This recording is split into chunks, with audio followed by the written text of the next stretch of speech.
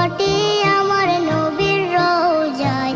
তোমরা যদি যাও গো মদিনায়, তোমরা যদি যাও গো মদিনায়। ইয়া রাসূলুল্লাহ ইয়া হাবিবাল্লাহ, ইয়া রাসূলুল্লাহ ইয়া হাবিবাল্লাহ। মদিনা শরীফের মাঝে বেহেশতের বাগান আছে,